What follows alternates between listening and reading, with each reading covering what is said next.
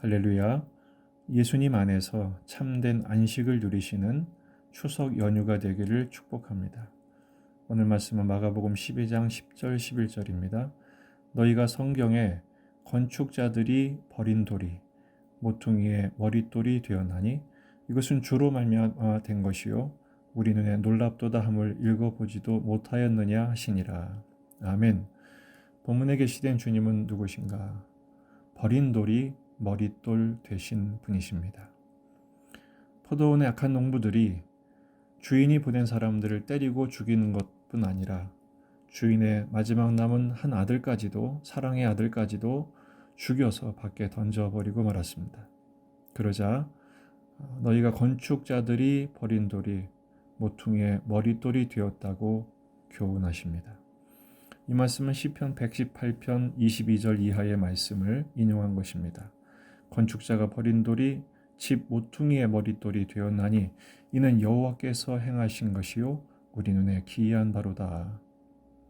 시편 118편은 6월절의 노래입니다. 6월절을 지키는 유대인들은 이 노래를 누구나 다 알고 있었습니다.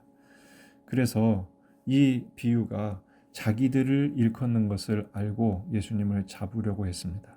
하지만 무리들을 무서워해서 결국 예수님을 두고 가버리지요. 여기서 우리가 궁금한 것은 왜 저 건축자들이 모퉁이 돌이신 예수님을 버린 돌 되게 하셨느냐, 버렸느냐라는 것입니다. 모퉁이 돌을 잘 세우면 그 건물이 값지고 튼튼한 건물이 되는데 왜 버렸을까? 그 이유는 그들의 방식과 맞지 않았기 때문입니다.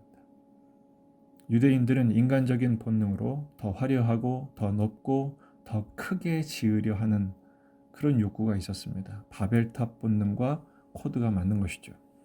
하지만 예수님이 세우신 하나님의 나라는 정반대입니다. 십자가로 겸손히 자신을 낮추시고 자기를 죽여 백성을 섬기는 나라를 세우려고 하셨기 때문입니다. 그러니까 저들은 그 예수님을 버린 것입니다. 여기서 머릿돌, 그럼 우리나라는 건물을 짓고 맨 구탱이에 머릿돌을 붙여서 머릿돌로 여기죠.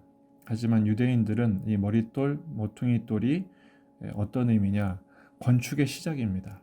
모퉁이 돌을 세워놓고 양옆으로 벽을 쌓아 올라가죠. 그래서 사방으로 벽을 쌓아서 건물을 짓는 방식입니다.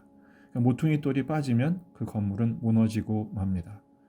그들이 모퉁이 돌이신 예수님을 버렸다는 것은 그들이 지은 욕망의 나라, 그들이 지키고 싶어하는 권력의 나라가 무너졌다, 쓸모없게 되었다라는 선포인 것입니다. 반면에 우리는 모퉁이 돌이신 예수님 위에 다시 세운 건물, 다시 세운 성전이 되게 하셨습니다. 에베소서 2장 20절에서 22절 너희는 사도들과 선지자들의 터 위에 세우심을 입은 자라. 그리스도 예수께서 친히 모퉁이 돌이 되셨느니라. 그의 안에서 건물마다 서로 연결하여 주 안에서 성전이 되어가고 너희도 성령 안에서 하나님이 거하실 처소가 되기 위하여 그리스도 예수 안에서 함께 지어져 가느니라. 아멘. 우리의 모퉁이 돌은 예수님이십니다.